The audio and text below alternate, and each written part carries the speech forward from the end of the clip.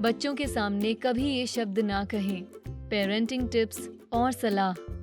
माँ बाप बनना आसान नहीं होता। ऐसा कोई मैनुअल नहीं है जो माता पिता को बताए कि बच्चों को कैसे पाला जाए। अगर होता तो ऐसे वीडियो की जरूरत ही नहीं पड़ती।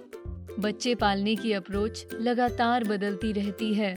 सभी माता पिता पास्ट से सीखकर अपनी नई स्ट्रैटेजीज बना सकते हैं और साथ ही बच्चों को बड़ा करते वक्त उन्हें अच्छा व्यवहार और संस्कार सिखाने के लिए अपने खुद के आइडियाज को भी इनकॉर्पोरेट कर सकते हैं। एग्जैक्टली क्या करना है ये जानना हमेशा आसान नहीं होता, लेकिन आप शुरुआत इस बात को पहचानने से कर सकते हैं कि क्या अवॉइड करना है। एक्सपर्ट्स का मानना है कि बच्चों से कम्युनिकेट करना बहुत जरूरी है, क्योंकि इस नाजुक उम्र में उन तक गलत संदेश या समझ चले जाना बहुत आसान होता है। बचपन किसी भी बच्चे की जिंदगी का सबसे महत्वपूर्ण वक्त होता है। यही वो वक्त है जब वो सबसे ज्यादा सीखते और बढ़ते हैं। बचपन में वो जो बातें सीखते, देखते और सुनते हैं, उम्र बढ़ने पर वही बातें ये तय करती हैं कि वो किस तरह के इंसान बनेंगे। इसलिए ये बहुत जरूरी है कि पेरेंटिंग टिप्स और सलाह ली जाए और ये समझा जाए कि क्यों आपको बच्चों से कुछ बातें कहनी चाहिए और कुछ नहीं कहनी चाहिए।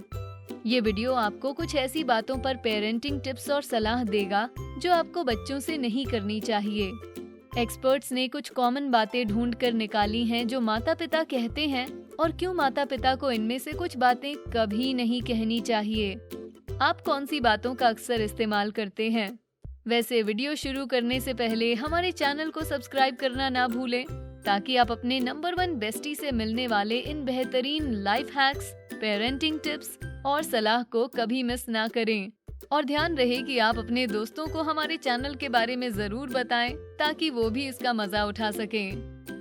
अब पेश हैं वो बातें जो आपको बचपन में बच्चों से कभी नहीं कहनी चाहिए। 8वां, कभी ना कहें रोना बंद करो। ये बहुत जरूरी है कि बच्चों को अपने इमोशंस जाहिर करने और अपनी भावनाओं को पहचान कर उनसे इफेक्टिवली डील करने के लिए इनकरेज किया जाए। अगर उनसे कहा जाए कि रोना बंद करो, तो इससे वो सजा मिलने के डर से अपनी भावनाओं को दबाना शुरू कर सकते हैं। 7वां, कभी ना कहें जल्दी करो। हम सभी ने कभी ना कभी कहीं जाने की जल्दी के वक्त बच्चों से ये शब्द जरूर कहे हैं।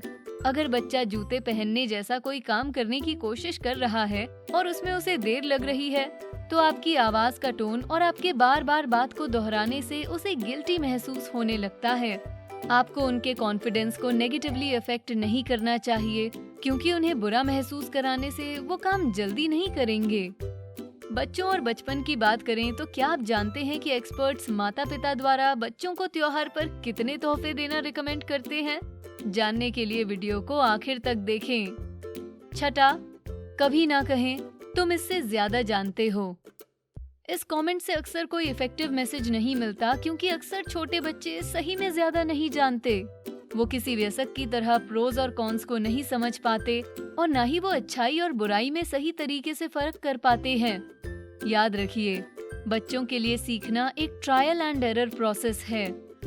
5वां, कभी ना कहें बहुत अच्छे। एक ही फ्रेज को पॉजिटिव रीइंफोर्समेंट के तौर पर इस्तेमाल करने से बच्चों पर उसका असर नहीं पड़ता। स्पेसिफिक रहें और बच्चों को बताएं कि उन्होंने क्या अच्छा किया है। सोशल साइकोलॉजिस्ट डॉक्टर सूजन न्यूमन कहती हैं, अगर आप इस बात पर फोकस करें कि आपके बच्चे ने कोई चीज कैसे हासिल की है, तो ये इनकरेजमेंट और सेल्फ एस्टीम बढ़ाने में ज्यादा मददगार साबित हो सकता है। वीडियो देखते रहें और जानें वो टॉप बातें जो आपको बच्चों से कहनी बंद करनी चाहिए। 4, कभी ना कहें मम्मी या पापा को घर आने दो। हम सब ने ये किया है। अपने साथी का नाम लेना ऐसी धमकी लगती है जिसके अच्छे रिजल्ट्स मिलते हैं, लेकिन एक्सपर्ट्स कहते हैं कि बच्चों के लिए माता पिता एक समान रहने चाहिए। आगे जाकर एक डिसिप्लिन्ड पेरेंट होने की बजाय अगर दोनों मिलकर एक टीम की तरह काम करें तो ज्यादा अच्छा होगा। एक्सपर्ट्स कहते हैं कि डिसिप्लिन की भूमिका दूसरे को देकर आप दरअसल बच्चे को ये जता रहे हैं कि आपके पास कोई पावर नहीं है और सारी पावर उसी पेरेंट के पास है जो अभी घर पर नहीं है। हालांकि ये मुश्किल है, लेकिन बच्चों की गलतियों पर दी जाने वाली सजा को आगे नहीं बढ़ाना चाहिए, उसे उसी वक्त हैंडल करना चाहिए। तीसरा, कभी ना कहें तुम अपने भाई या बहन की तरह क्यों नहीं बन सकते। एक्सपर्ट्स कहते हैं कि तुलना करना अपने बच्चे के साथ कम्युनिकेट करने का सही तरीका नहीं। किसी दोस्त या भाई बहन का उदाहरण देकर उनसे मनचाहा बिहेवियर करवा लेना एक बहुत ही प्रोडक्टिव तरीका लग सकता है, लेकिन आमतौर पर ये तरीका काम नहीं करता। आपका बच्चा यूनिक होता है और अपनी गति से डेवलप होता है। उनकी किसी और से तुलना करना कुछ ऐसा है जैसे आप चाहते हो कि वो कोई अलग इंसान होते। दूसरा, कभी ना कहें तुम कितने।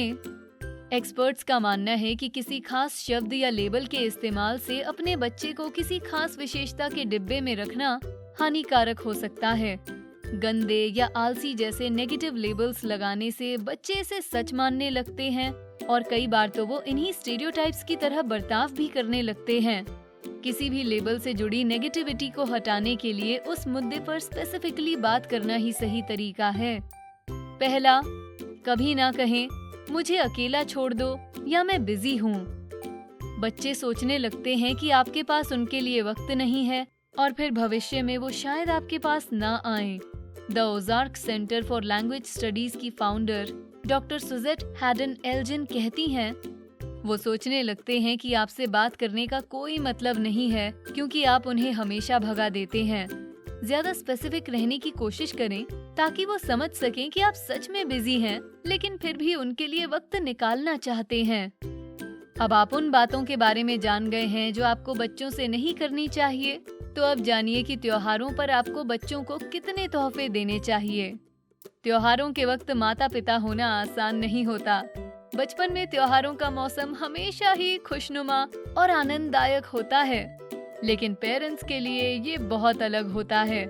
त्योहारों के मौसम में उपभोक्तावाद में फंसना आसान होता है। जब दुकानें अपने अच्छे अच्छे सामान को डिस्प्ले पर लगाती हैं और भारी छूट देती हैं, तो उस मौसम में रंग जाने और अपनों के लिए तोहफे खरीदने का मन किसका नहीं होता। और शायद थोड़ी बहुत खरीदारी अपने लिए भी करने का मन कर जाए। त्योहारों के दौरान बच्चों की सारी इच्छाएं पूरी करने का जो आइडिया होता है, वही सबसे आसान चाल होती है जिसमें आप फंस जाते हैं। त्योहारों की खुशियां हमें ये विश्वास करने पर मजबूर कर देती हैं कि हमें हर साल अपने बच्चों के लिए त्योहार सबसे खुशनुमा बनाना है। लेकिन आजकल बहुत से लोग त्योहारों पर 3 गिफ्ट रूल को अपना रहे हैं। स्टडीज बताती हैं कि बच्चों के लिए कम गिफ्ट बल्कि 3 ही खरीदने चाहिए क्योंकि उन्हें इतने की ही जरूरत होती है। स्टडीज बताती हैं कि तीसरे गिफ्ट के बाद वो तोहफे खोलकर उसके अंदर क्या है ये देखने के लिए ज्यादा रोमांचित हो जाते हैं।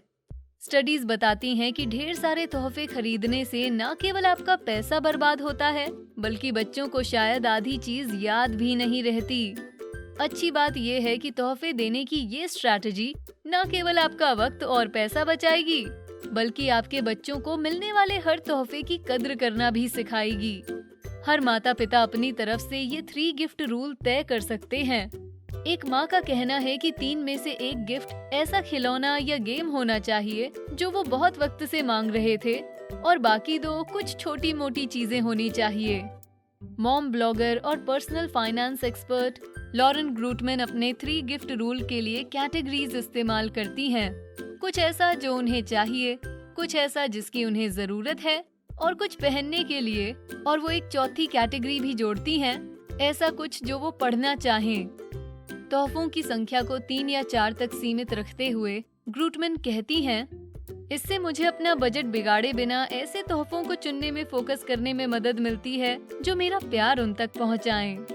3 गिफ्ट रूल को ऐसे तरीके से इनकॉर्पोरेट करें जो आपके परिवार को सूट करे। तोहफों के बगैर भी त्योहार को खास बनाने के कई तरीके हैं, और 3 गिफ्ट रूल त्योहारों के सच्चे मतलब को पर्सपेक्टिव में रखने का एक बेहतरीन तरीका है। आप बच्चों से ऐसी कौन सी बातें कहते हैं जो आपको लगता है कि आपको कहनी बंद कर देनी चाहिए? और त्योहारों के 3 गिफ्ट रूल के बारे में आप क्या सोचते हैं? आपको क्या लगता है, माता पिता बनने का सबसे मुश्किल भाग क्या है? हमें नीचे कमेंट सेक्शन में बताएं। वीडियो पसंद आया तो लाइक बटन दबाएं और अपने दोस्तों के साथ भी इसे शेयर करें। साथ ही ऐसे ही और वीडियोस देखने के लिए हमारे चैनल को सब्सक्राइब करें। Thanks for watching.